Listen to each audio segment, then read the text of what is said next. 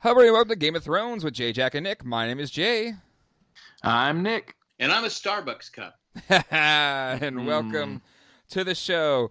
The internet is a frenzy of posts about last night's episode, but the majority of it is around this Starbucks cup. That's the most important thing of the whole episode. I did hear that the cold brew in Winterfell is really good. So Nice. I did want to share one thing that Scott Eric was shared with me today, because this weekend was the podcast weekend, or podcast meetup weekend, and it's this. So it's Lost : We created a rich the TV show Lost. We created a rich tapestry of well-rounded characters with interconnected histories and crafted a story that had everyone on the edge of their seat dreading what might happen next. Our fans spent years totally vested in us, and the way we fumbled the story at the end is legendary. Nobody can even come close to how badly we dropped the ball. Game of Thrones. Hold my coffee. Yeah, hold my coffee. Yeah. New episode last night. What was the title again? Last of the Starks. Last of the Starks. So the thing is, Jack, we all watched it here. They actually had like two separate viewings. You had one group, the larger group, that decided to watch the last week's episode before this week's. Yes. So they were behind. So they were a little bit behind. So we got to experience the death of is it Viserion, the dragon that died today? Or Rhaegal. Rhaegal died today. It was funny watching their expressions. It was fun. I wish I was taping it though, because I turned to you. I said, "Oh, I wish we had a camera." Yeah. On this.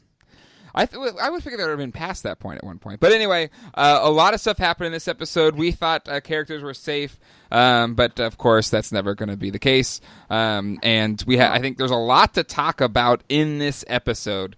But before we get into any of that, we want to thank people that make this show possible. Our patrons, especially Tack from Tokyo, Eckhart Richter, Maggie the Magnificent, Joanne with the Plan, Drake what's Drake's new name? Distributor? Devil. Drake the Distributor? Drake the Devil. And for those who don't know why his name has changed, I'm sure Jack is going to have a great story for the Ramblecast this week that you're going to want to listen to. Hate the Drake. Hate the Drake. And Ed, the creepy mailman. We have an amazing group of patrons that give whatever they can each month, and that goes to all of our podcasters as well as our podcasting hosting fees and all that kind of stuff. Jacob, who does the artwork, Rob, who does our website management, as well as Colleen, who up till the late hours of the night posting shows if she needs to. So we have an amazing team, and all the patronage helps make it worth everybody's time that they put into it. And Nick, especially with the last Game of Thrones, he renegotiated his contract, and his cost has skyrocketed this season. So, hey, when are we gonna do a live one? So here's the thing. Yeah, we could do. I think it has to be next week because Nick might not be here the following week, right, Nick? You're not gonna be the following for the final episode. Yeah, I found out I'll be flying to Detroit that day on Monday. So, I could possibly do it from a hotel room. It just depends on. Okay, here's my question. Are you going to be in your home on Sunday though?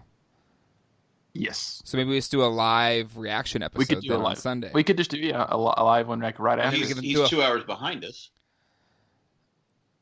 Do you have a way to like a VPN to watch it on East Coast time? We'll figure that. We have time to figure that out. That's true. But we'll try and do a live. I could do it live on Sunday. A live show, and then we can do like for the next week maybe more of a deep dive. How about that? True. That sounds good. Yeah. Are you talking about the finale? Because the finale is when we're going to be traveling. Apparently, there's only 2 episodes left. Well, no, you're talking about the last episode we do live. Yeah. After it airs. Okay, that works for me.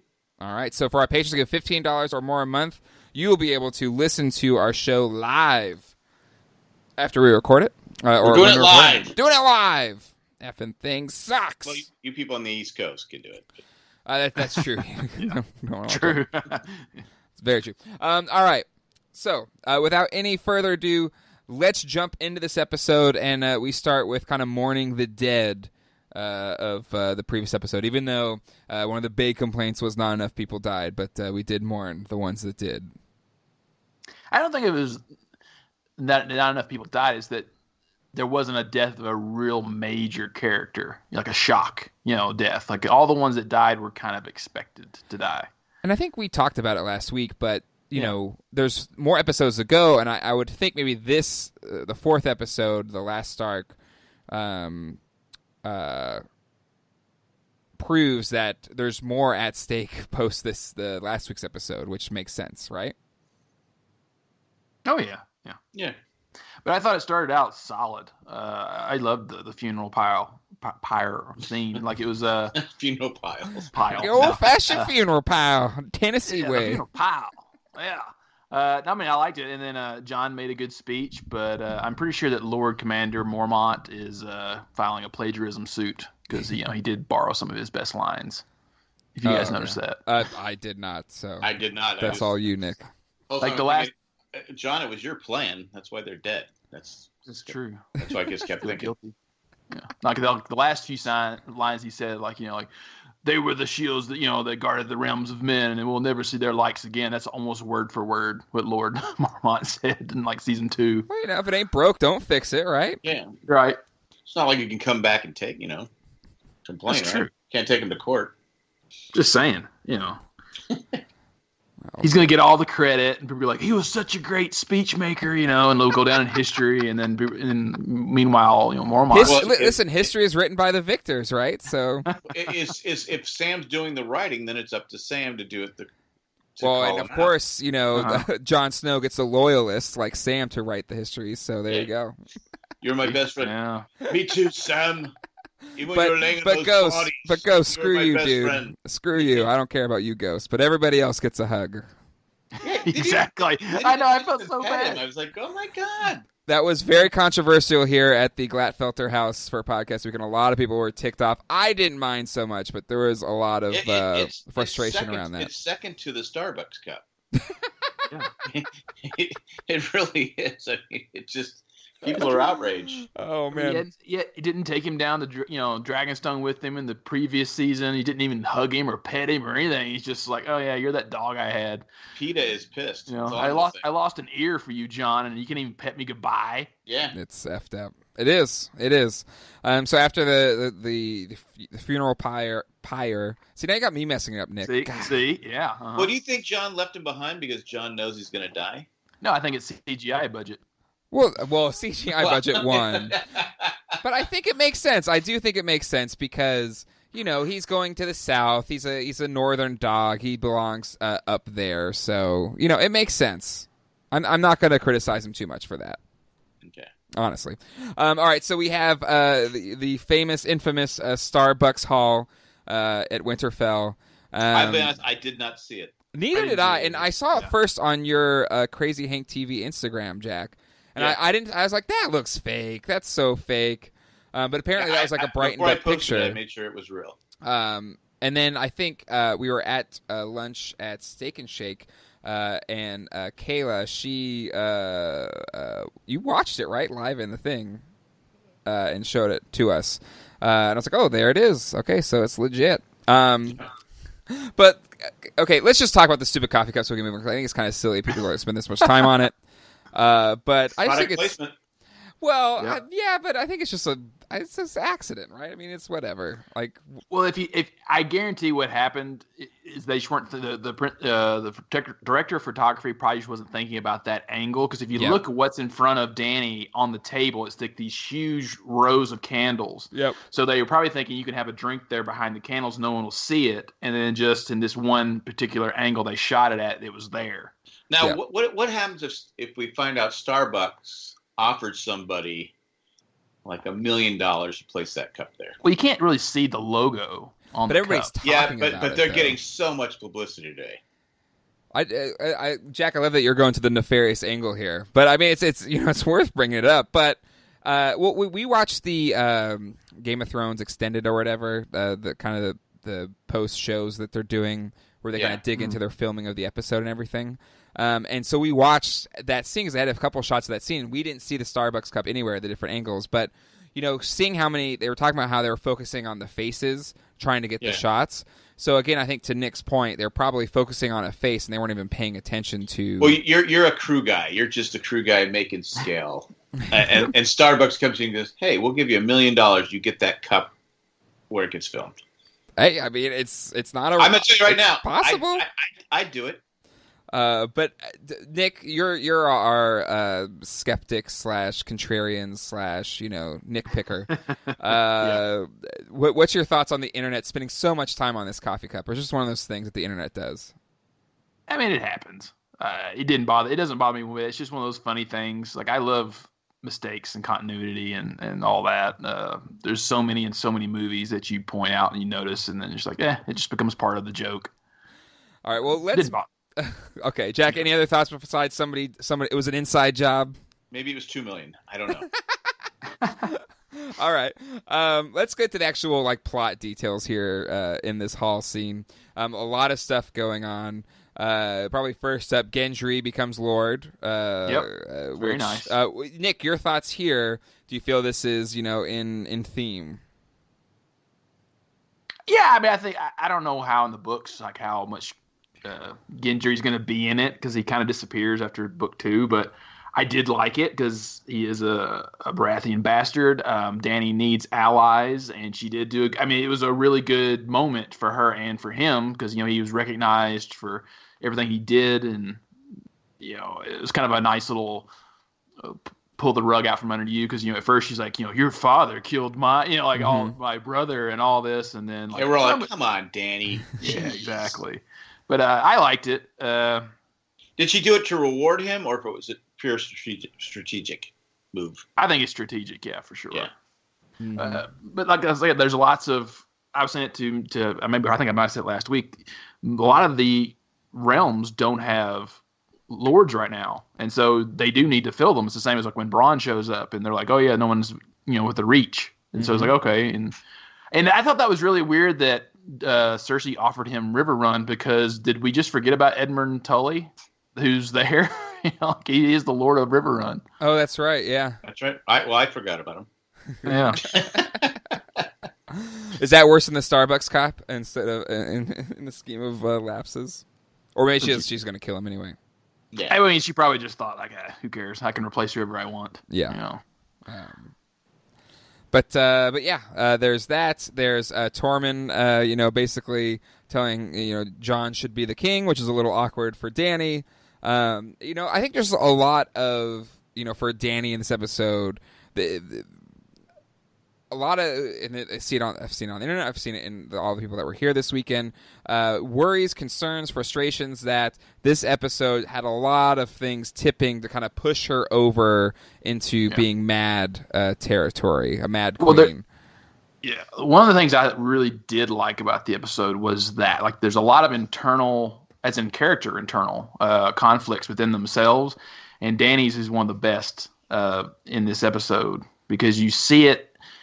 And you can see it in her eyes. I mean, think about it. She's lost almost every one of her trusted advisors now. Mm-hmm. And you see her sitting at that table watching her hand socialize with his brother and Brienne.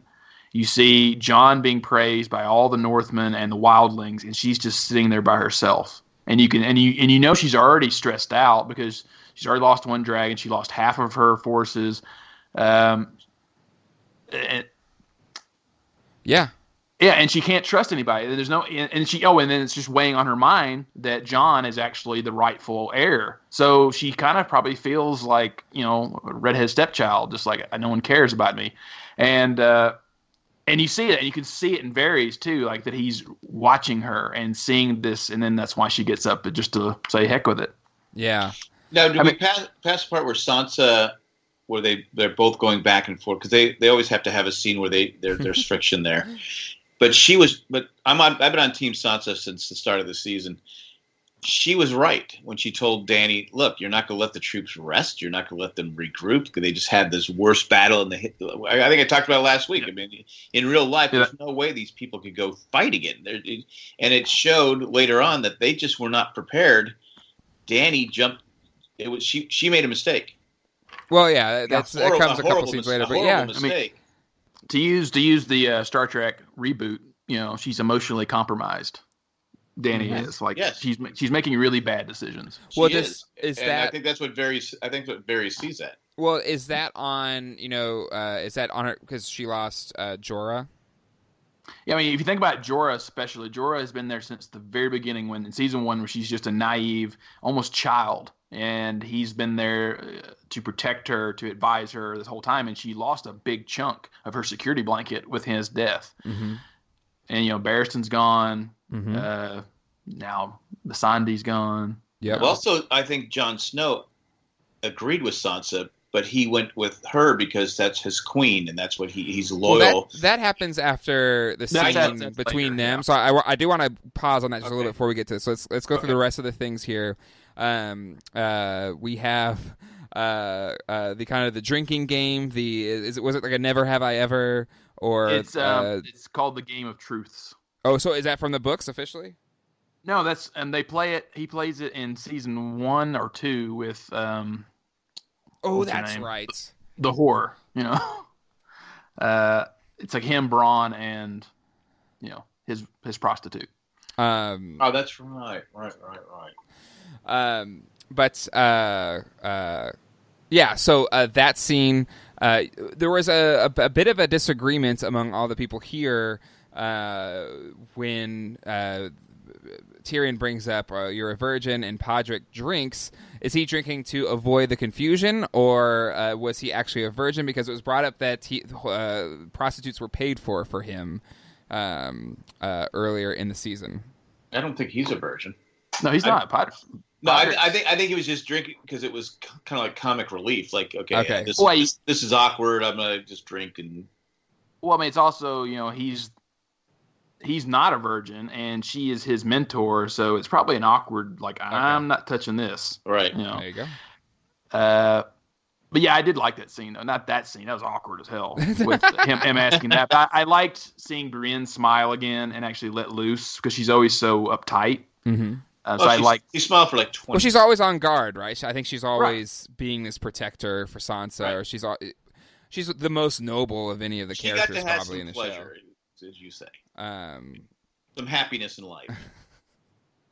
Seriously, I mean, she got to smile and just be happy. One of the big things is kind of, I don't know if you want to call it a love triangle, but you have Tormund, Jaime, and Brienne, and Tormund finally makes his play and gets denied. He gets cock blocked big time. So I don't know. What was his ship? What was the ship name for those two? But anyway, they were all crying, I guess. But he quickly moves on to other ladies that are there that are impressed by him. But again, I gotta give kudos to Kayla for seeing this in the background. Podrick has seen. He had one lady come up to him, but he's in the background convincing another one to go with him as well. So Podrick's got game. Yeah, he does. So kudos. Well, the Hound didn't want any action, so Well, it's like Bronn said. Pod's got the magic cock. Was the Hound too close to the candles though? It's true. Is that a continuity error? I mean, I don't. That'd be more than the cup. Oh god! Because he was literally, he's like, from here. Maybe he's grown accustomed to candles. That's the only lighting mechanism they have. All right. Yeah. But speaking of the Hound, he didn't want the company of any ladies there, and he's also kind of chastised Gendry a little bit for wanting to find Sansa. It was kind of a funny scene. And then, how did he know? He probably told him. You mean Arya? Gendry and Arya, yeah. Yeah, but how did he know? How did he know what? He probably just knew, that they'd hooked up. Yeah. Maybe he told him. Yeah. Good question, though. Maybe he just senses these things. But Arya, Gendry finds Arya after he's been lorded and gets denied by Arya, which I think was good. Because as he was saying, it's like, I think there's a lot of people that were concerned after she did sleep with Gendry a couple episodes ago.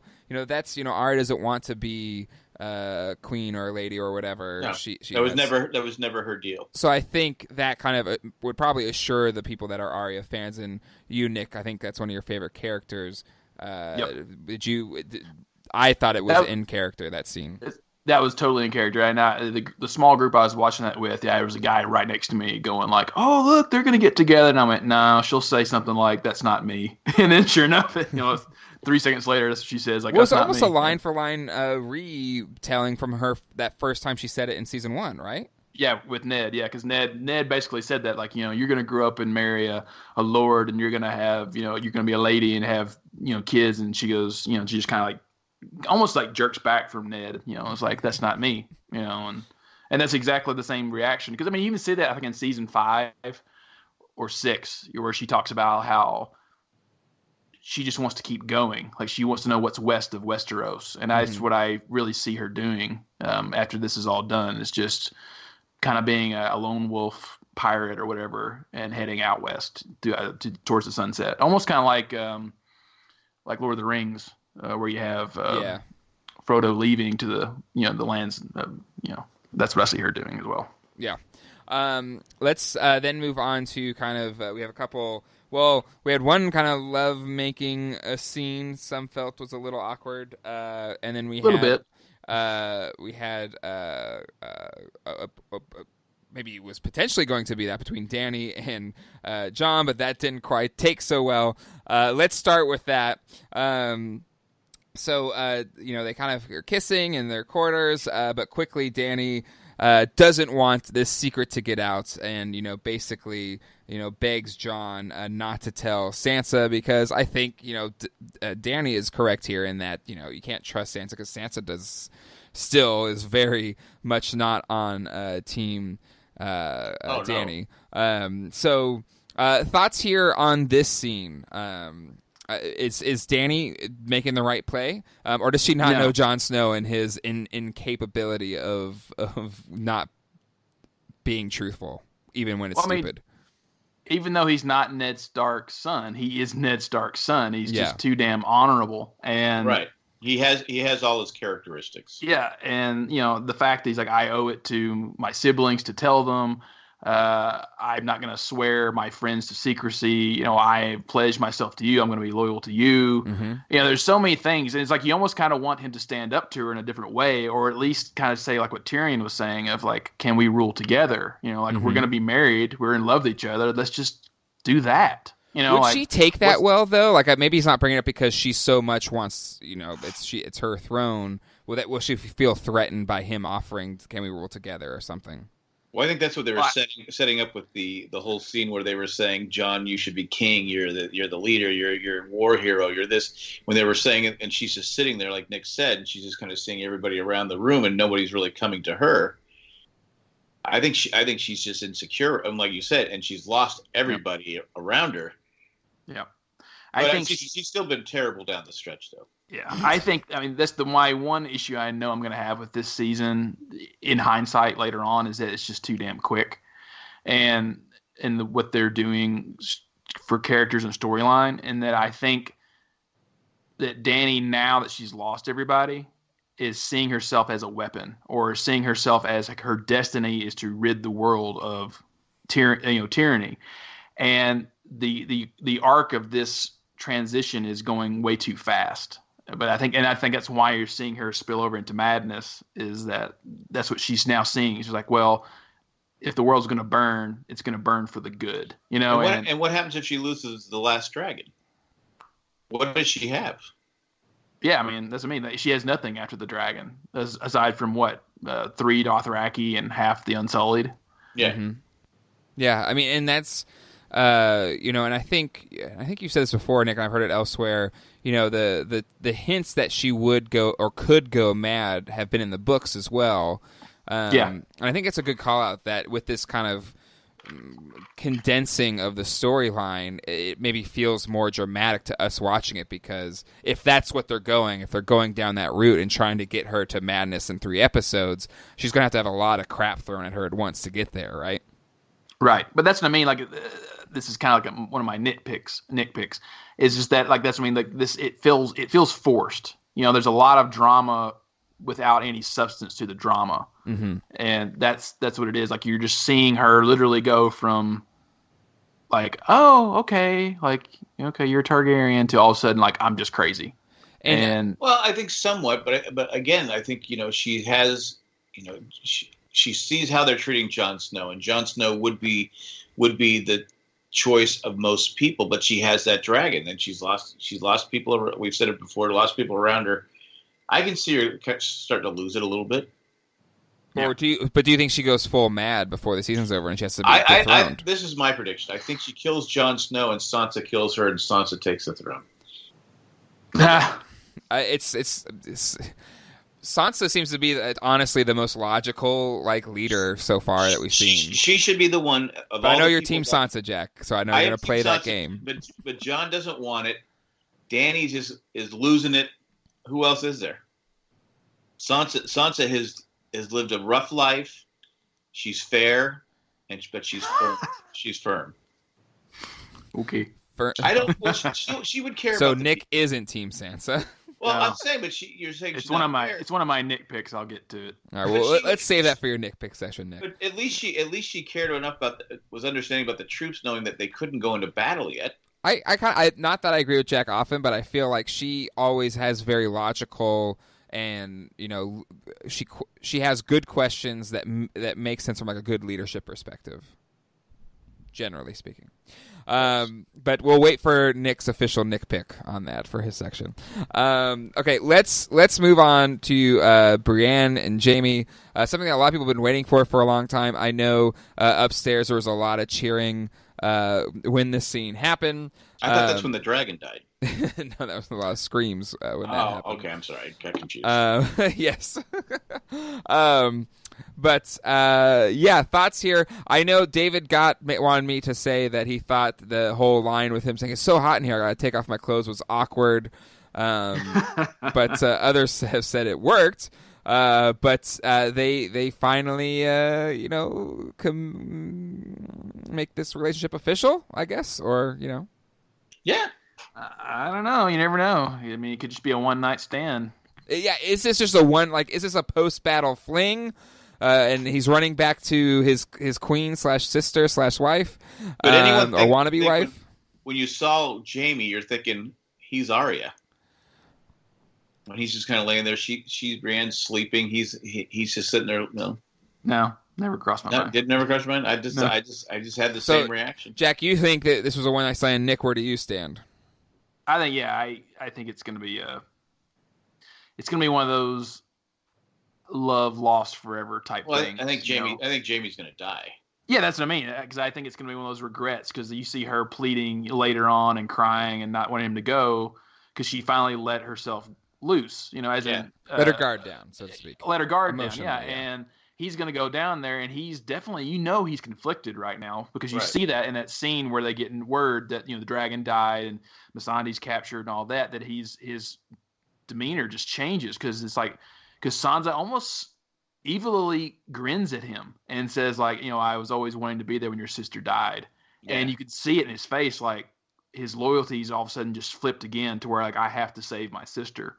Well, let's dig into that a little bit. We'll jump ahead a little bit, but at least we're kind of in the same train of thought. Is Jaime going back to save his sister, or is he going back to kill his sister?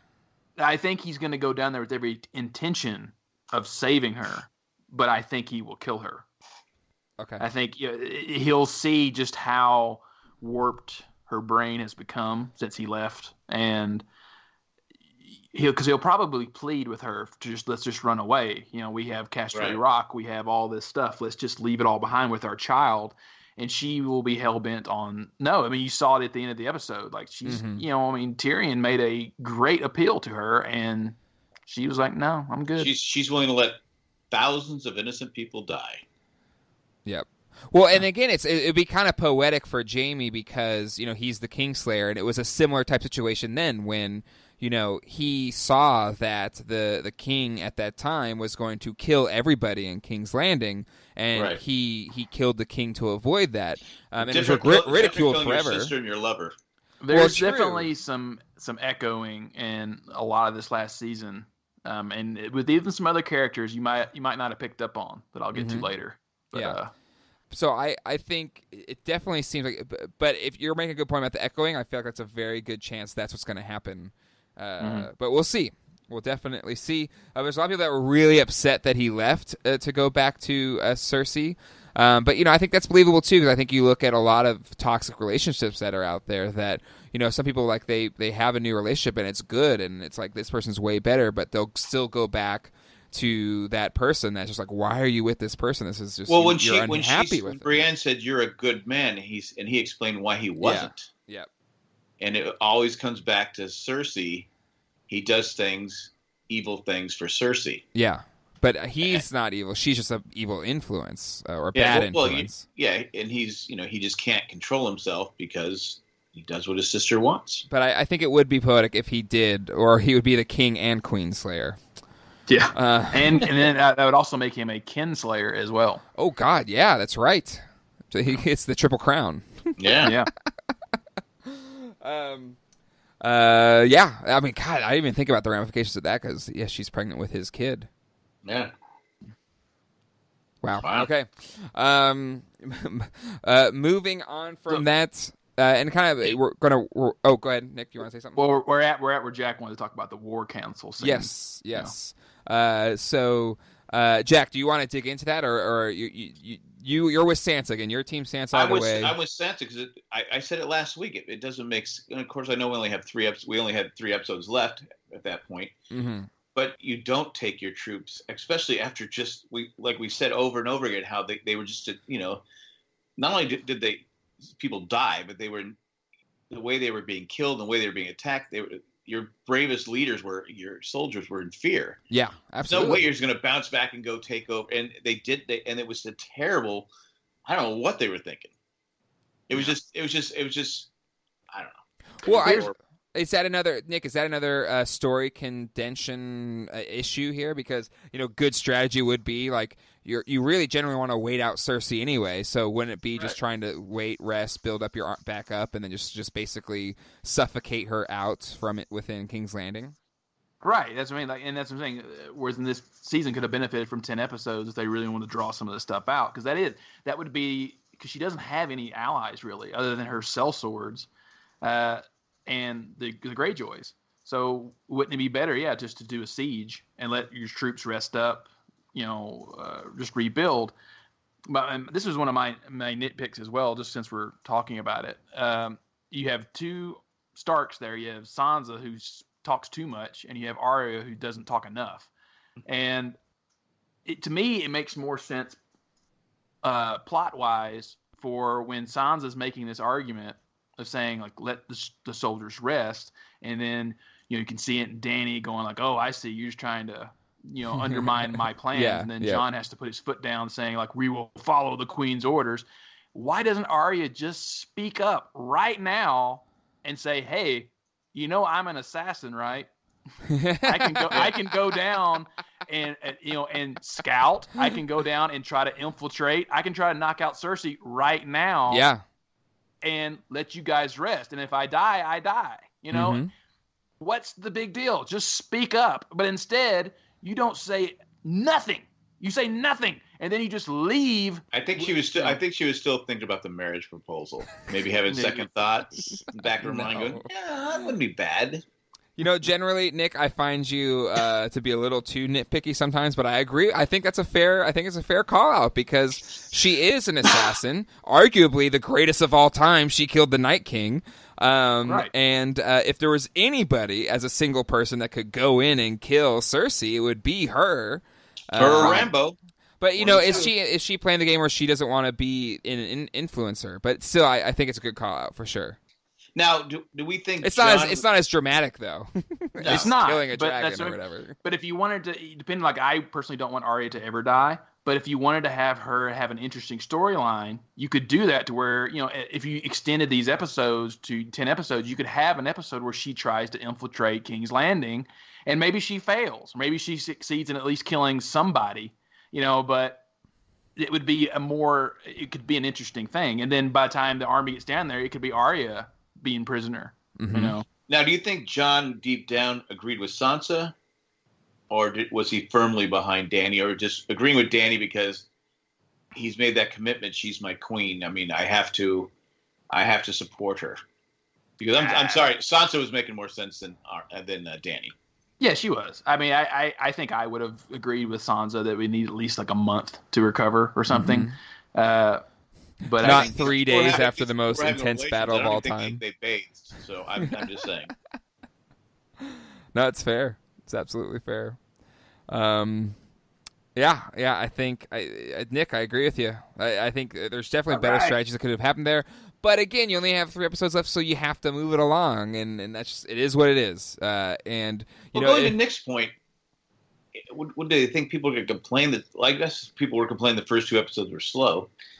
But to me, people are going to complain regardless. If there's one thing true of the internet, they're going to complain. But why rush it unless it was a matter of money, or they just had to? HBO said, "No, you got to finish this up in time." It just doesn't. It doesn't make sense why they didn't do it with 10 episodes, or then split it into 2 different seasons, like do another season next year. No, I'm not. Make it last. They do it with Harry Potter, right? You make the last book 2 movies. Young kids can say that, but I'm getting up there in age. It's like, okay, well, you'll be 95 when we finish this. No. Well, then it's your fault, Jack. You have nobody to blame but yourself. But the story is compressed. 95 and it doesn't end. Exactly. If there's good story there, But anyway, no, I think it's a fair call out. As everyone's kind of going down, or getting ready to go down, to take on Cersei, Jon Snow does tell his sisters / cousins the truth. And basically from that point, then of course, she told Sansa, was like, okay, well that secret's out. And not 5 minutes later, Tyrion finds out, and that she did hold off. She did hold off for as long as she could, and then Tyrion walked away. Can we see Tyrion and Sansa ending up together again? There was, his husband and wife on the throne. So now they're saying Sansa is going to end up on the throne, but you're shipping her with Tyrion here. I think they love each other. Well, their scenes have been really good together this season. I will say. And that sets up, a lot of discussion, non-action, a lot of discussion between Tyrion and Varys. And is anybody shocked here that Varys is so quick to turn on his queen? Because I know, Nick, maybe it was your theory, or you're aware of the theory that he is a Targaryen and that's why he's so loyal to Dany. That theory seems to be nixed in this episode because he's pretty quick to turn on her. He's loyal to the realm, right? He's always been loyal to the realm. That's what he says in even season 1 to Ned Stark. Is that I want you to be loyal to the realm. But you think about it, like if my theory of Varys being a Targaryen bastard is true, he's just like, because he wants the Targaryens on the throne, so he'll probably accept any Targaryen, which would be Jon too. But okay, So it could still work in your theory then. That it could still work, yeah, because he's willing to knock her out. Yeah, he just wants anyone. He wants what's best for the people, and I don't know. I mean, because he's probably, if he is a true bastard Targaryen of the Blackfyre line, then he probably is a little resentful of a true Targaryen, which would be Jon too. But I don't know. He just, that's been a theory of mine for almost a decade, and I'm sticking with it. Well, it seemed to me he was more concerned that she was just going to go in there guns a-blazing and to kill whoever. Well, he's right. He's right. And I know. You're not going to build trust. You're not going to be able to take the throne over and have these people go, okay, thanks, after you just killed their families and loved ones. No, he's absolutely right. But if you remember, I remember her vision in season 2, the Red Keep was burned down. It was. So is it showing her own destruction of it, which is interesting, because I think we all maybe assume, especially since it was winter, that it would have been the Long Night that did that. But it would also make sense that it would be her that did that, and she was seeing what she created. Right. Which again leads that more and more likely that she is the one that is going mad here. Which, again, it's kind of sad because I think a lot of people do. I mean, there are a lot of Dany fans out there, and if that's the case, it'll be sad. But now with Varys very clearly showing that he's willing to take her out, is that proof, or is that how Dany's going to get taken down? Is it going to be Varys that does it, or is that Varys signing his death warrant? Death warrant. Tyrion won't let him do it. Nick, what do you think? Or do you agree with Nick? Do you agree with Tyrion's point here? It's like eventually you got to pick somebody and stick with them, but Varys is like, nope. Well, they're playing the Game of Thrones. True. All right. And that's what I'm saying about like the mirroring. There's another Game of Thrones afoot, spurned on by somebody, which we'll get to later. Oh my God, are you saying Littlefinger's still alive? No, I'm not saying Littlefinger's still alive. Okay. Well, Tyrion has been off his game for about 2 seasons now. 2 right? seasons, yeah. So, I don't know. I don't see him letting Varys take her out. Okay. Yeah, I agree. I think Dany and Jon are both going to die this season. I agree. All right. Let's see. Let's move kind of. Let's go. Let's just talk about Jon and everyone start to leave, and then the best. I mean, other than like the good exchange between Tormund and Jon, the thing that's the neatest part I thought was Gilly is pregnant. Yeah. I thought that a couple weeks ago, but I didn't want to say anything. Lil Jon, possibly Lil Jon, or Joan, Lil Joan, or Lil Jon. Lil Jon. Yeah. Well, at least everyone criticizes Jon for his strategy and stuff like that, but at least he's not taking Sam with him. Well, yeah, he's smart. Yeah, you just sit here and write. Yeah, the war's still on, Sam. You're not getting anywhere near me. Not again. Not again. There's a pile of dead bodies over there burning. You can go lay there for a while if you want. Well, again, and in the travel back as well, you had Clegane and Arya having a moment, and they both seemed to think they were going down there to die. Right. Yeah. Do you think that's going to happen? I could see the Hound die. I could see both. Him actually winning the Clegane Bowl, but dying of his wounds or something. Okay. Yep. Because I think it would fulfill his story arc pretty well, and that he's kind of always hated himself anyway. He's always self-deprecating, and once he but deep down he's a nice guy. Oh yeah, he's a good guy, and he's tried.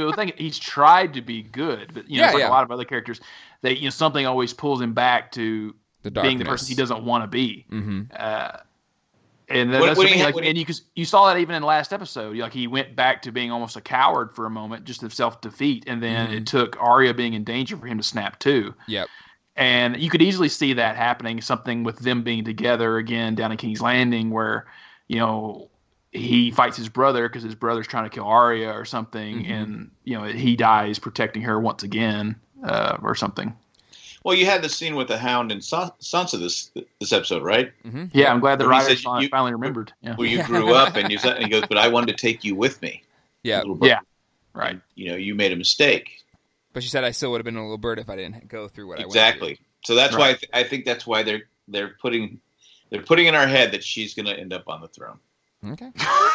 I'm calling my shot. I will call Jack out when I think he's being crazy, but I don't think it's a crazy theory right now. I don't think it's crazy. She's like I said, she's the one that should be sitting on there. All right. Okay. Who else? Nick doesn't agree. Who else? I don't agree. No, I think she's one of the worst characters on the show. Jeez. Wow. Geez. I don't think so. I don't think she's one of the worst characters. Yeah. Everything she's a redhead like you, Nick. Is it because you're just jealous that she's, more, accomplished? I'm not a redhead. I mean, you're practically a redhead.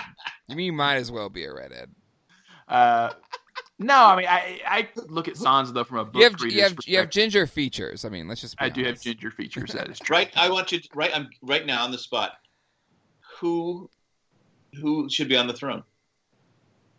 No one, because the throne will be destroyed. Yeah, they're breaking the wheel. All right. Anything else but leaving King's Landing? We've talked about kind of being on some of the discussions on the ship. So let's just lead ourselves to the dragons, the dragon slaughter here. Can I start this? Sure.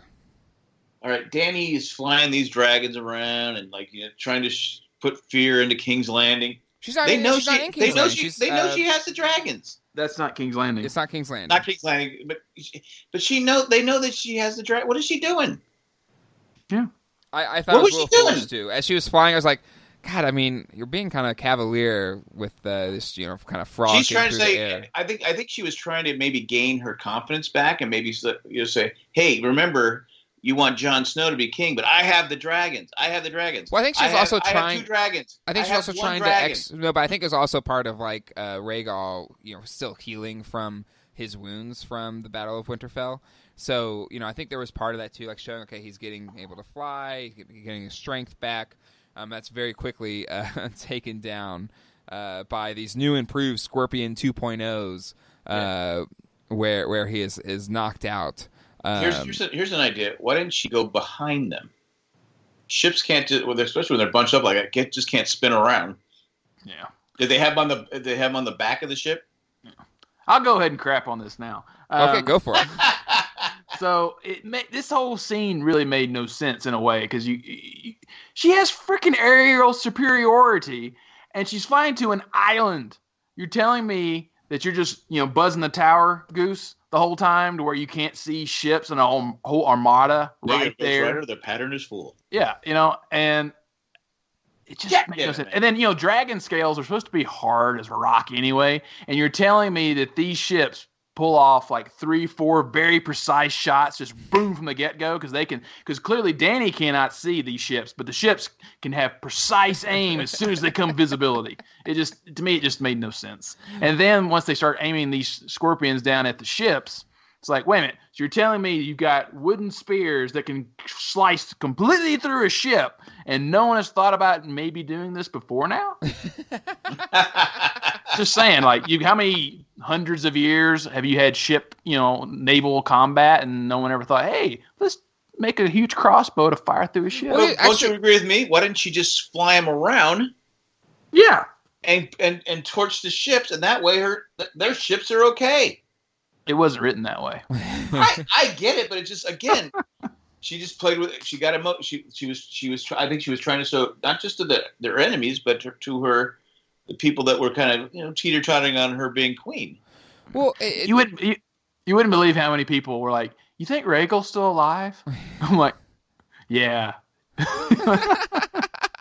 Unless they have some giant chains to pull them up. The dude's exactly. They need the Nimitz-sized chains again from the White Walkers. Yeah, he's dead. And I just said, what a stupid. I thought the same thing. What a stupid. That's just theme. But I was blaming her for. Come on. Well, is it a bit of plot magic then? Because they wanted to kill Rhaegal, obviously. It's lazy writing. That's really what it is. I mean, I know we've blamed that before, but that's what it is. It's one, it cuts the CGI budget. 2, it tries to make the audience feel that now the odds are even, of like one army versus another, instead of Danny going down there with a huge army and 2 dragons, and that's just going to be an easy victory. They're trying to equal the scales. Mm-hmm. That's really what it comes down to. So, I don't know. That's what I mean. It's one of my issues with the episode. Well, then this weird fake tension that they're trying to create in order to. This episode to me felt like how they wrote like Rogue One. It's like, oh, we've got like 3 or 4 points that we want to get across, and we'll just write around it. Don't you nick Rogue One right now? I like Rogue One. It's the best one of Disney's made. I'm just saying, but that's what they did. And why did she fly the dragons Why did she fly her dragon directly into the? Well, how did they miss then? Like, it's to your point, like, how did they get these 3, like, precise Use shots? The force, Daddy. Gut, wing, and neck. Force. No, I think that's fair. But again, you're right. It's a matter of just knocking her down so it is a more even match, so there's more stakes. Because, again, if she went to King's Landing with 3 dragons, it wouldn't have been much of a fight. So you have to give some type of counterpoint. But, Nick, you've read about the history of this nation. Has there been anything like the Scorpion that has been brought up before? I mean, when the Targaryens originally conquered and formed the 7 kingdoms, was there anything that they had to counter the dragons, or was that just it? And right, exactly. Because so, like, when the Targaryens basically conquered all of the Seven Kingdoms except Dorne, and Dorne went on and on and on and on. They would not submit, and the Dornish actually took down some dragons. How did they take it down? Same way, like with some scorpions or like spears and things like that. The thing is, but that's the point, is that dragon scales are supposed to be hard as rock, and so just to have a random spear and hit him 3 times and to kill him seems a bit unbelievable, at least to a book reader. Because the only way the Dornish were able to kill the dragons was to hit it very precisely in the eyeball. So were the spears were they made out of pure metal, or did they have wood? It was like super like arrows, like they kind of rotated and like opened up and all this. I'm just saying, could they be burnt if they were wood? Could she just went and fire? Yeah. No, because the speed at which you're shooting them, it probably wouldn't burn them quick enough to. Okay. Oh, right. If it went, and it probably would have gone like through its throat. It's kind of like if you have like a candle and you move your hand across it real quick, your hand doesn't get burnt. I can never go fast enough. It wouldn't be long enough. But I always burn my hand. Oh, you do? Oh, yeah. You gotta be quick. People tell me that, and I just go, I'm just too slow. But we lose another dragon, and we lose Missandei, and Cersei kind of ends this seemingly with the upper hand. And we already talked a little bit about Varys wanting to basically turn on his queen. But I think this is where he really made up his mind at this point. When he's basically telling her, "You're making a mistake," because she's emotionally compromised, especially now that she lost another dragon and lost her fleet and lost Missandei, and he's telling her this. And then the fact that if you attack now, you're going to kill thousands of innocent lives, and she's just determined to do it. And you can see it in her face there, especially when she's like, "Do you believe in fate?" And this is where I was getting at with her believing now that her destiny is just to be a weapon to clear out tyranny, even though she doesn't realize that she is becoming one. Yeah. Becoming one. Yeah. And that's right. And he sees it in her, is that now she is a threat to the realm because she is willing to kill thousands of people. She's going to the dark side. Mm-hmm. Right. And it's the same as with the Mad King again, and he sees that in her. And I think he even admitted that in like season 2 or 3, talking with someone, that she's a Targaryen and she has the same traits to go mad as her father did. So is Jon then? I mean, I don't think Jon ends up on the throne, but he seems to be the perfect temperament. He has the Stark kind of, nobleness mixed in with the actual right to the throne. He would be kind of the prototypical leader you would want in that situation, and maybe less inclined to go mad like the other Targaryens before, or to Jack's point, Sansa. But also to Nick's point, if you really are breaking the wheel, you wouldn't have anybody on a throne. Right. And I don't think, because warriors don't always make the best rulers. And I don't think Jon could be a good ruler. Yeah. Well, look at I think he Baratheon, would attempt right? to. He would He attempt wasn't to be a good fair. ruler. But that's what got him killed, is the fact that he tried to always be the middleman and make compromise, and it just didn't work for him. Mm-hmm.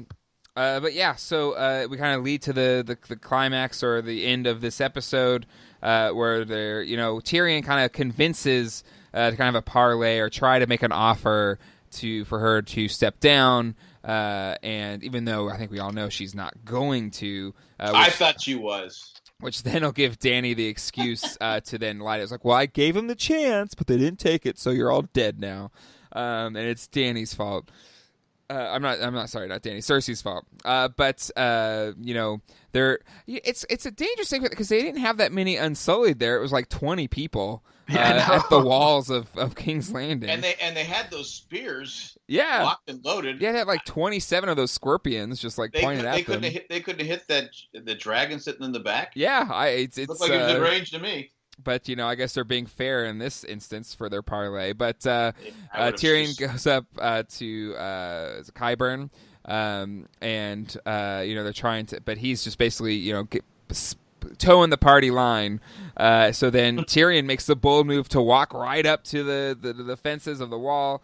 And I thought Tyrion was dead. But surprising that Cersei didn't fire... I mean, she was going to kill Missandei anyway. Like, what more can she tick off Danny than that? So I think that maybe she kept him alive because deep down, I don't think she cares about him, but maybe she wants him to see that he failed. Yeah. Well, taking her out, maybe.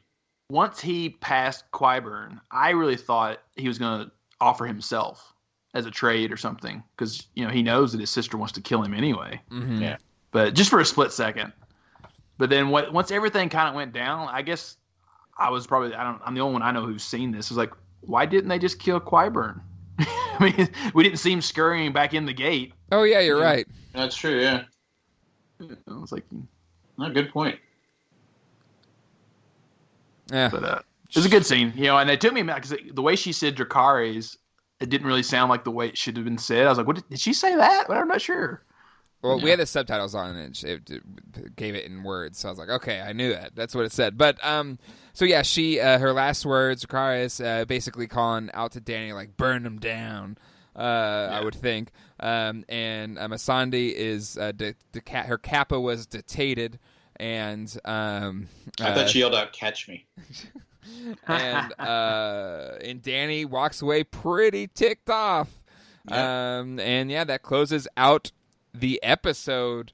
Before we get into listener feedback, and we'll have more time for Nick to dig into his Nick picks and also what happens to the book, stays in the book. But kind of final thoughts on this episode before we move to listener feedback.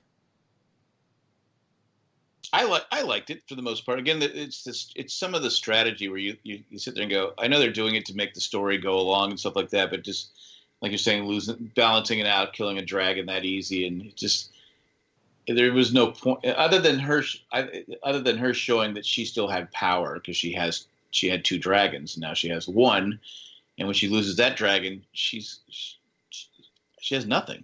You ain't nothing without those dragons. What is? I mean, that's what got her where she is, right? Mm-hmm. Yep. Now does she blame Jon Snow because she didn't really?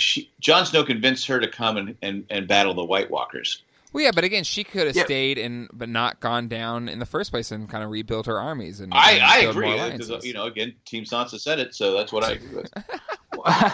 But then, Jimmy, she could also blame Varys too because he was the one that was trying to convince her, and so she was the one saying, "Okay, fine, let them know that I offered her, a chance." And then, what did it cost her by not just going in directly and just burning them all? Yeah. Well, then Missandei. I mean, either way, I think Missandei's dead. I don't think she lost Was anything dead, in that yeah. sense, but yeah. Go ahead, Nick. Like I said, earlier, there's definitely some things I liked about this episode. And there's some things I definitely didn't like about this episode. But like I said earlier, I really like the internal conflicts of some of the characters. Like Tyrion, I felt after 3 episodes of basically ignoring him, I really like seeing him struggle and being pulled in different directions because he is loyal to Danny, but he's also seeing the wisdom the same way Varys is, but I like seeing that struggle within him. Same as I like seeing the struggle within Danny. You see it within Brienne, you see it within Grey Worm, and you saw it with Varys. I really liked all of this uncertainty within all these characters. Wasn't it Sansa that told Tyrion, because you're afraid of her? Yeah. That was the last episode, I think.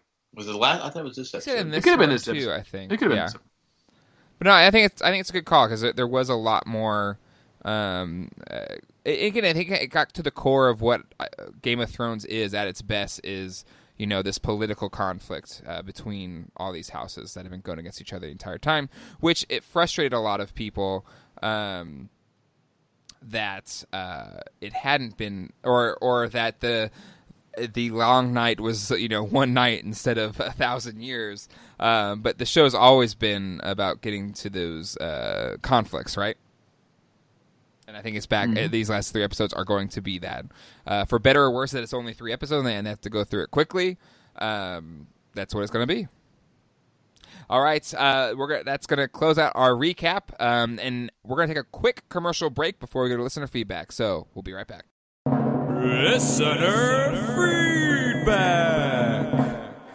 All right, it's listener feedback time. We have some emails to get into today, as well as live feedback from some of our guests that are still here from our podcasting weekend The guest that wouldn't leave. I guess I wouldn't leave.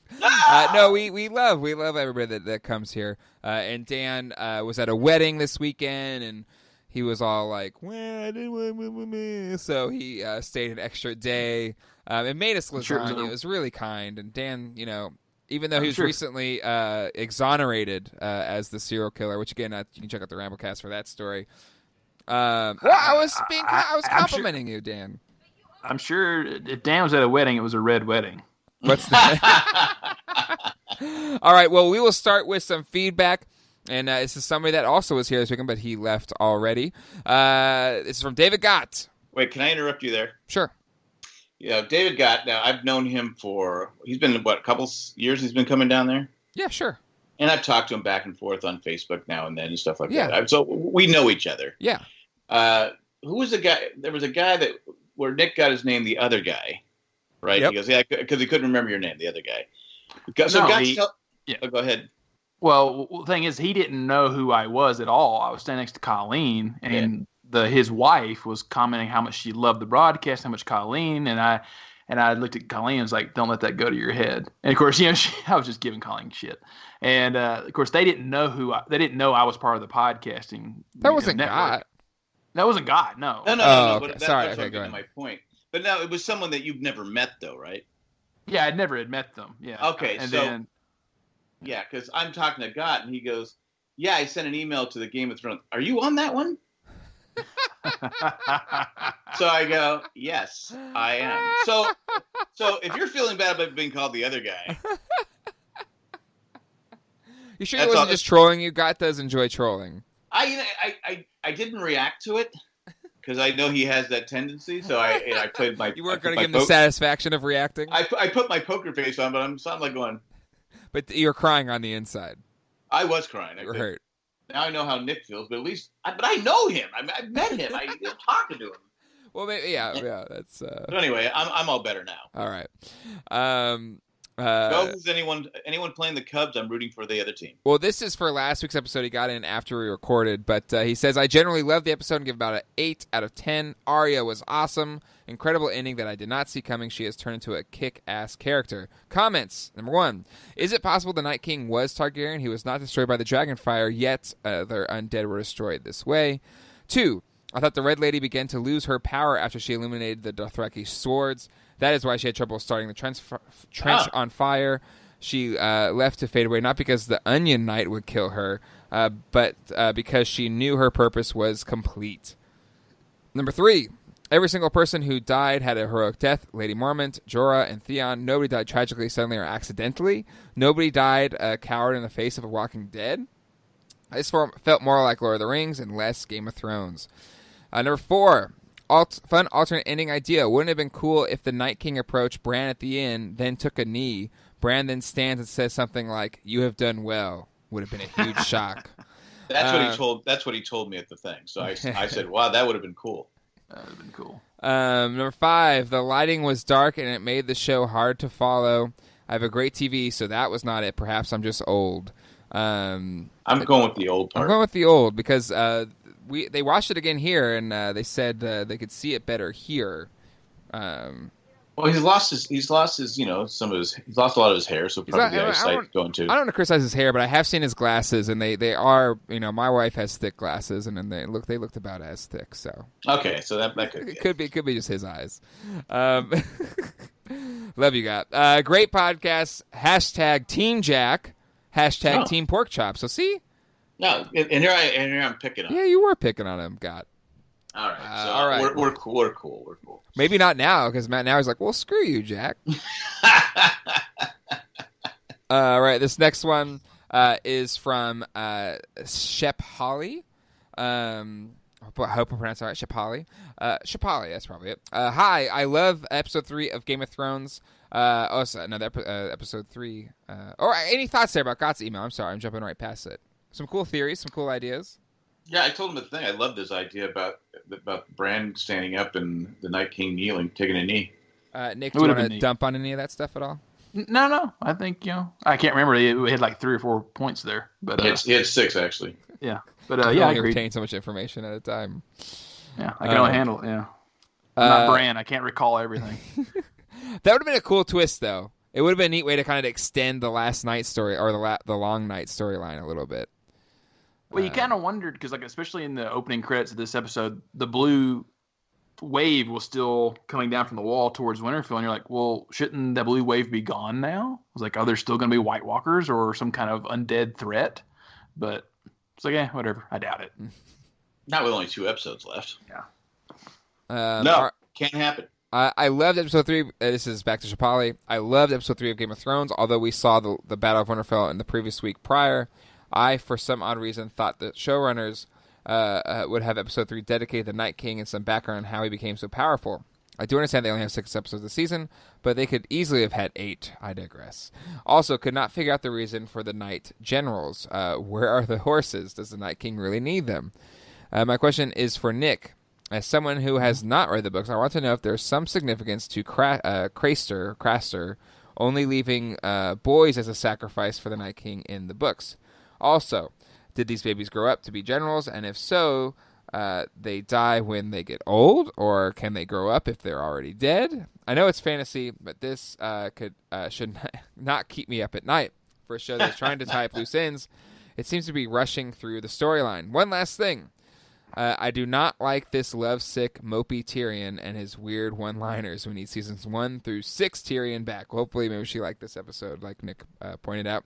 I want to end this with letting you know that I love your podcast and have been a fan since the days of Lost. Looking forward to your recap of the rest of the season. Thank you.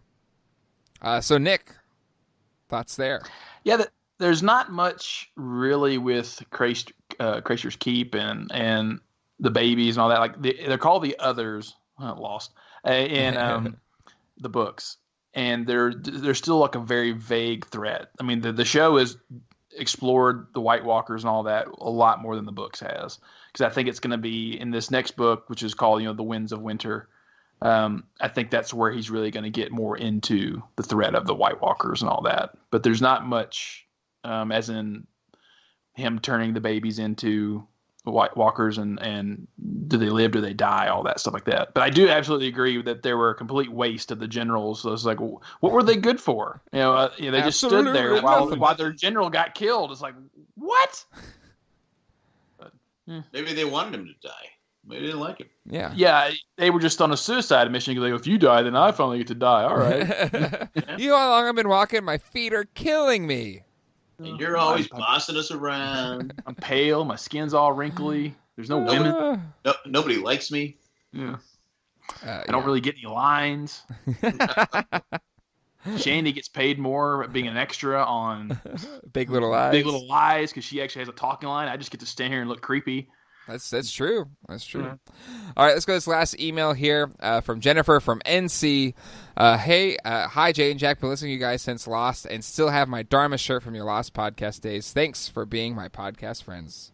Well, thank you for listening. Nice. I'm late to write in about episode 3, but I just have to say, good God, that was beautiful cinematography. I know the ep had problems, plot armor and all, but really, wow. I've been thinking about the personalities of the central characters and who would sit on the Iron Throne. Not necessarily who deserves it, but who would be good at it. Not Dany. She really blew it leaving her post during the battle. She let her emotions drive to her a bad decision again. And if she and Jon had attacked the Night King head on, maybe they could have beat the storm. At least they could have seen it coming and been able to fly over it instead of getting knocked sideways. Jon made the same mistake at the Battle of the Bastards. He rushed in all emotional. This is one reason neither of them would do well on the Iron Throne.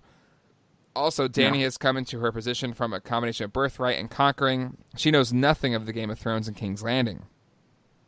Oh, Jack, you're going to like this. Sansa is the best candidate, and I can't believe I'm saying this. She's the only one who knows how to play the game. We know Jon would be miserable and as hapless as Ned in that atmosphere, and I think Arya wouldn't be interested in it. Sansa has already pulled a little finger on Dany. She totally turned their conversation sideways and put Dany on the defensive. What about the Winterfell? What about the North? Sansa made Dany feel as though she was on her side and had a connection, then jerked the rug out from under her. Totally a little finger move. She also learned from Cersei and apparently now knows her better than Tyrion. She knew exactly what Ramsay would do to Jon at the Battle of the Bastards and then made the call to Littlefinger to save the day. And she was befriended by Marjorie Tyrell. She would understand the importance of good PR. She has managed to survive and rise through the system despite being used as a pawn again and again. She admits she is slow to learn, but she has learned. She and Tyrion are really the only ones left who know how to work that system. Speaking of Tyrion, he knows more than anyone about the inner workings of King's Landing and its actual structure. Remember when he would sneak through the tunnels? He engineered the plumbing too. I think he is going to be critical in taking King's Landing. After all, without the plumbers, everything goes to shit. Thanks, guys, for podcasting. Jennifer from NC, I think she emboldens Jack's case for Sansa for the throne. It's the only Tyrion by her side. It's the only logical choice at this point. Does she? Does she? There's nobody. Her and Tyrion are going to rule together. They're You're gonna get letting married your and rule hate together. blind you, Nick. Don't be shocked when it happens. I'll just be like, yeah, it's all coming a mile away. Whatever. All right. Actually, I did like Jennifer's email a great deal. It was a course she- well thought out. And she agreed with me, so that's even Now, better. that's her flaw in the email.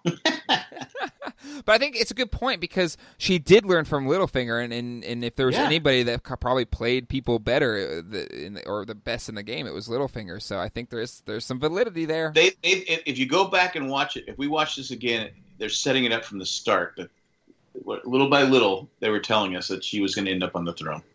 All right. I think there's still an argument to be made that she doesn't want to be south of the wall or whatever, or, not being in the north, yada, yada. She would do it just to piss off Cersei. All right. Let's go to our live audience. First up, we have Kayla. What do you got for us? Boo. Welcome to the show. Thank you. Nick, why did you boo? You can tell him off, Kayla. You're on the air now. You're on live. It's not safe for work. Kinda, but make that mic closer to your face, though. Okay. It's okay. I don't really have any theories or much to add. All right, next. Pretty went to... I'm just kidding. Thanks, Jack. But I just had some comments. I think that Dany definitely goes mad. It seems like her story arc has kind of brought her on this path, and now after killing Missandei, that was kind of like the last straw of things. And when you guys were talking about Jaime and being a Kingslayer again or another Kinslayer, it made me think that because he's going back now, maybe it's Dany that'll be the queen that he slays. I had originally thought he was going to kill Cersei himself or Arya using his face to kill her. But if he does go back and betray the North, then that's a good reason for Arya to kill him then. And it'll be Arya using his face to kill Cersei. But if not, I just thought that maybe it's Jaime that kills Dany. Huh? Who knows? But that is a theory. That's a good theory. yeah. And then I really like Sansa and Tyrion together, but I don't think they'll sit on the Iron Throne together. I also do think that Littlefinger might still be alive, although with all the twists and turns that this season has made, I'm not sure about that anymore. But yeah, I do think that no one will sit on the throne, and they might make it some kind of democracy. I'm not sure, but I think that no one will end up on the throne. Yeah. That's All right. pretty much it. I blame Good. myself. She's under my influence. What do you mean? Like, she's just agreeing with everything I say. What? Just saying, like, Kayla's she's pissed not off. agreeing with Jack, so I like that. She's gonna beat you up, Nick. So, but how could Littlefinger Great. That's great be alive? thoughts, Kayla. Littlefinger can't be alive. I mean, she slit his throat. Yeah. Unless he was unless it really wasn't Littlefinger, it was someone else pretending to be Littlefinger. Well, I think it's maybe one of the theories that is going around that maybe he set it up to where somebody else took the fall or something like that, because he paid an iron coin, so he was taught the ways of the faceless people. But where's he been? Where's he been? His family's from Bravos or something like that, and that's where the faceless men live. So maybe he ends up on the throne when everyone else is dead. He just walks up and goes, "Nah, it's mine." Takes off the mask, Scooby-Doo style. And he would have gotten away with it too. But anyway, all right. Thank you, Kayla. Next up, we have Greg. Hey guys, Jay, Jack, and Nick. Even though I'm in person here with Jay, Jack, and Nick. Hello. I just have some general. Hello. I just have some general feedback. You'll understand why. I don't really have anything too specific in a second. I just wanted to respond to this week's episode. It's actually the first one I've watched since mid-season 3. Whoops. I've mostly kept up to date on what has happened though, and obviously with social media, it's kind of hard to avoid it. I'll binge watch it all later. But still, I found the episode engaging and entertaining. I really enjoyed the dynamic of John wanting to be loyal to Danny and yet still be true to his family. I suspect the fallout of him telling Arya and Sansa his true identity will be a driving force in the next 2 episodes. I really enjoyed the Jaime and Brienne stuff. Having seen where they started all those seasons ago, obviously missing that middle part, but seeing where they end up is really intriguing to me. Cersei is as cold as I remember her. By the look of the end, by the look of the end of the episode, Dany will be wreaking destruction very soon, even with only having 1 dragon. Despite a large gap in my viewing, I look forward to seeing how they close it all out. And finally, all hail Arya Stark. Thanks, guys. All right, thank you, Greg. You're right. Cersei hasn't changed. Cersei has, no, she has not. Any other thoughts there? All right. No, thanks, Greg.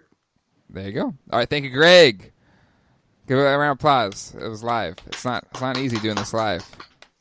We're doing it live. Also applaud for Kayla too, because Kayla's badass. All right. All right. Last up for our live listener feedback, we have, what's Drake's new name? Is it Drake the Destroyer? Distributor. Drake the Distributor. Or Hate the Drake. I'll come up with one tomorrow. But Drake, welcome to the show. Hello, everyone.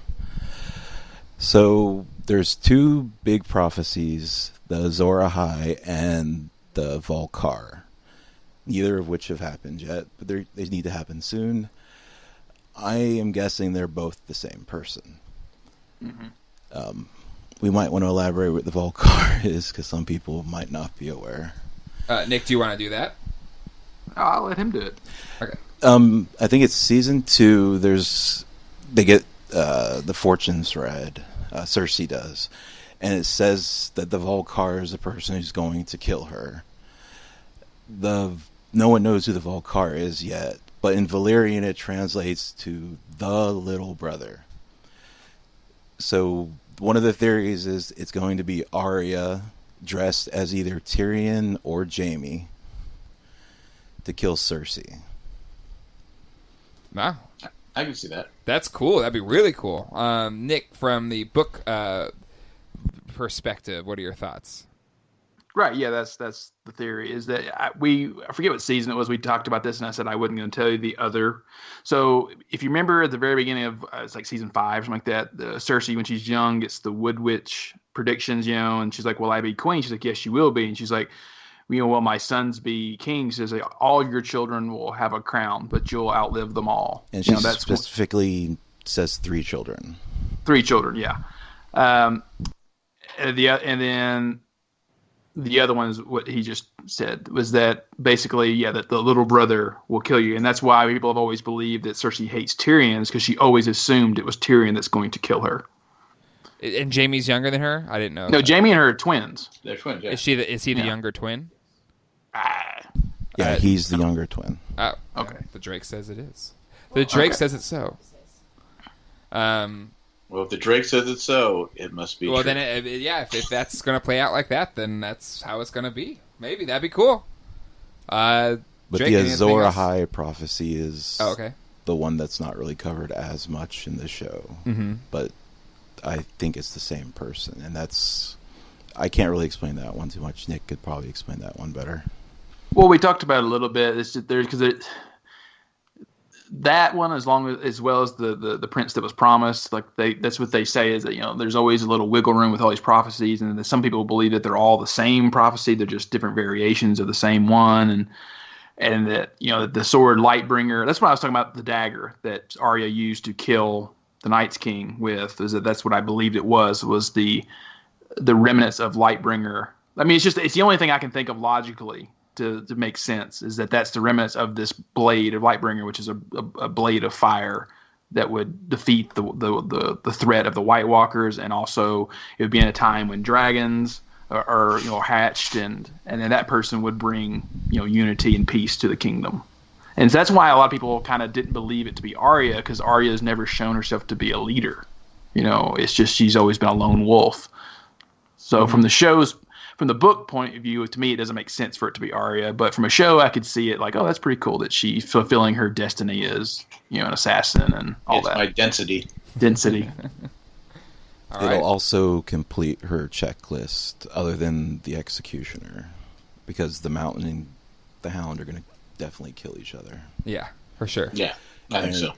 King's Landing will be destroyed, and I think part of it will be the Mad King's fault, because he has hidden Dragonfire throughout all of King's Landing.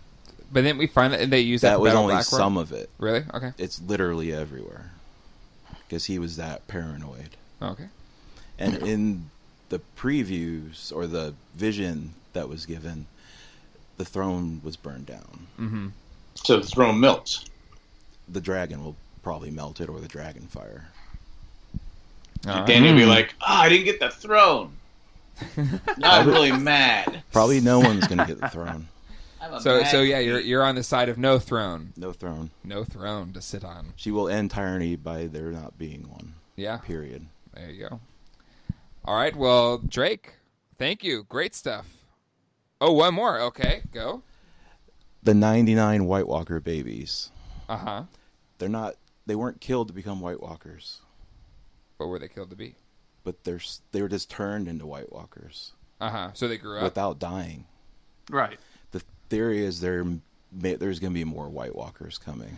Oh, is that Because White on the Walkers? official Game of Thrones Twitter, they tweeted "All men must die" like 2 days ago. Uh-huh. And on Jimmy Kimmel Live, the producers would not answer if there will be more White Walkers. Okay. Right. And Sam Jr. was the 100th. He would have been the 100th White Walker baby. Uh-huh. He So may he's in charge of them? he may be in trouble. He may have White Walker DNA already in him. Oh. So he may be the Night King. The next one. He's the only one that would be alive. But weren't they turned by as after they were a baby? He wasn't actually turned into a Right. They're saying that his mother and the baby have White Walker DNA in their blood already. Huh. Okay. That would be interesting. Yeah. That'd be a good, like, kind of twist ending, like, kind of like, oh. And There it would aren't- go back to almost like a Battlestar Galactica thing, or everything's Where it's like being bound to reset. repeat itself. Yeah. Spoiler. Yep. Not really. Yeah, yeah. History is repeating itself already. Yeah, exactly. Right. With the Mad King and the future Mad Queen. Mm-hmm. Right. Right. Awesome. Well, Drake, the awesome stuff there. Very in-depth It was stuff. it was okay. Oh, shush. No, that's great. Great stuff. All right, let's give Drake a round of applause. Next up, we have Colleen. Oh, all right. Did she bow out? Yeah, the no. No, I didn't give you the no. I didn't want you to talk before he was done. Yeah, but that's kind of my thing, so. That's not what this section He is. was trying to interrupt me like Matt. Yeah, it's But hey, Nick, how's it going? Good call. Thanks for joining. all right. Well, that will wrap it up for listener feedback. And now that leaves the sections in which Nick gets to nick the heck out of it. It is time for Wait, Nick. did he do that already? Nick I did. picks. Nick, what do you got for us? All right, I'll just keep it because I already did a lot of the good ones. I'll just keep it to proving Jack wrong. Ooh, there you go. I like it. I like it. So Jennifer was dead on. I mean, she's right. I'm glad it didn't fully come out what I wanted to say, but she did. She learned from the best in the business. She learned from Cersei. She learned from Littlefinger, and she learned from Ramsay. But who are all three of these people? They're three really evil antagonists. Mm-hmm. And that's exactly what Sansa is. She is now the antagonist of the story. And she is, like we were saying, all this mirroring, that's exactly what she's doing. She is the Littlefinger now of this show. And what she has been doing for the last couple of seasons is that she's manipulating people to get her way, and she's causing conflict. and you can see it in that she's doing it for no reason too. Like Dany saved the North. Okay, Sansa shows her nothing but contempt. She doesn't trust her, and when Arya and Sansa even say that, like, we don't trust her, it would have been nice to Jon go, why? Because they don't explain to her. They just don't trust her. She undermined Jon all throughout season 7 when they're trying to make him king of the North or show that he's respected. She's the one going like, why? Why are you picking Jon? It should be me. And then in 6, she could have told Jon about the Veil and Littlefinger coming to the rescue, but she didn't. She kept it to herself.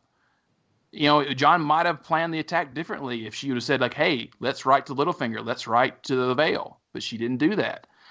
She willingly broke her word within minutes to Jon to tell Tyrion, a person she said in the last episode, that I can't trust you because of your split allegiance. So what is she doing? She is planting a poison pill the same way Littlefinger did to Jon Arryn and Lysa and to Caitlyn and everyone else who got this whole story going. She is putting a poison pill into Tyrion, into Varys, and everyone else to send this in a completely new cycle that's going to get Jon and Dany killed. But is she? That's a fair counterpoint, Nick. That's a fair counterpoint. You're saying she's antagonist, which she is, but when you're right about something, when you should say, when she was right about, okay, let's give the troops a break and let them rest and come, was she right? She's been right about certain things, but just because you're right doesn't mean that's what you should do. Like, you have to think the bigger picture. Well, I am thinking the bigger picture, because if you lose, now Cersei controls everything again. So here's a question that I have: Is she doing this intentionally, like a Littlefinger would do, or is she almost doing it naturally because that's the examples that she's had set for her? Or exactly. is she doing it to protect herself? Because if Cersei wins, she's dead. We also have to think about what's Sansa's original motivation. She wanted to be queen, and she would have done anything to get that. Yeah. That's why book readers hate her. It's because she's the reason why Ned is dead. It's because she ratted her father out to Cersei. But Ned's dead because Ned was naive. Yeah. But I'm saying, but when you think about it, like, you'd rather have Jon, even though Jon knows nothing, but he's a good-hearted person, be on the throne, versus Sansa, who's going to manipulate people because that's what she's learned to do. But I agree, but he doesn't want it. He doesn't want it, but you still. Who do you want, Cersei, Dany, or Sansa? Probably Dany. Really? I would never pick Sansa. I'm telling you. But if you're right, you should stand up and say, "This is a classic North versus South situation." But I'm just saying, if Cersei wins, it could be for her own self-preservation. I'm drawing blank on the word. She's trying to save herself, because if Cersei wins, if Cersei stays on the throne, does Sansa live? No. Who's going to save her? So this is maybe all she's doing, just to keep herself alive too. Yeah. And for Dany to go into battle like she is. The cases have been made. Listeners, tell us what you think. Give us a call at 385-309-0311 or send us an email. Are you Team Nick, #Team Nick, # Team Jack on this? Is Sansa good or bad? I didn't say she was good. No, I think you both have. I think you both have made your cases, and I think there's fair points on both sides. All right. Good. Let's close out this episode with what happens in the book. Oh, there's no book segment. Oh, you have nothing? Well, that makes it easier. It does make it easier. All right, well, then let's just close it out there. Give us a call at 385-309-0311. Call anytime.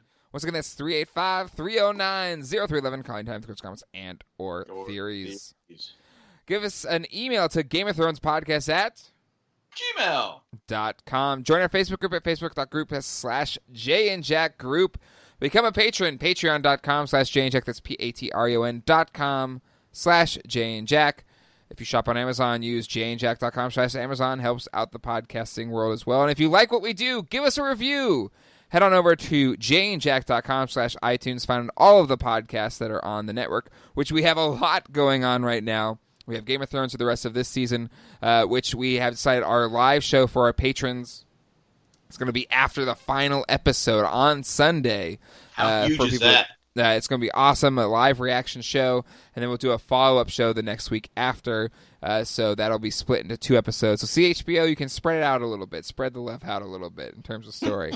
And then we also have Survivor with Jay, Jack, and Colleen, The Amazing Race with Jack and Cindy. Also have, of course, our stalwarts of the network broadcast, as well as the Ramblecast every single week. Are there any others?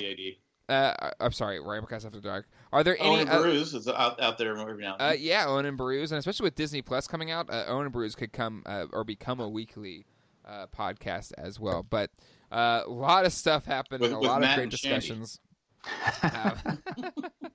And yeah, I think that'll do it. Any other thoughts, gentlemen, before we close out? I can't wait. 2 more episodes to see if I'm right or wrong. It'll be here before you know it. It's crazy. will, how yeah, it's almost, I know. It's almost done. It's kind of scary. Do you think? Kind of sad last night watching it. We've talked about it before, but do you think George R. R. Martin puts his ad out for his next book right after the last episode airs? I wouldn't be surprised if as soon as the episode's done, like the next week, we hear that the book's being published. Yeah, the release date or whatever. Because like I kind of think because as soon as he saw them digressing or Diverging. going away, diverging from his vision, I think he went, you know what? I'm just going to take my time and get it right, and let people decide, and let the show be its thing, and let the books be its own thing. So you think he's going to release? It's going to be released like after the episode. No, like the release date, like say coming out December 2021. Right. Or Wouldn't it be smart to release? Because when's the final episode on the what is it? Like April? May 20th or the 19th or whenever. May 19th. I'd release it on May 20th. Well, no, but they'd have to the books right. I mean, you'd have to keeping it under wraps. The rumors would already be out about it, so it would have to be like a thing where he announces it. And then, Yeah, I guess that's true. I mean, the books would already have to be like in stores that night. So yeah. Anyway, Yeah. It can be done. Got dragons. it's true. Dragon Mail. All right, that is it for this week's episode. We'll see you guys next week. Hasta luego and goodbye. Bye. See ya.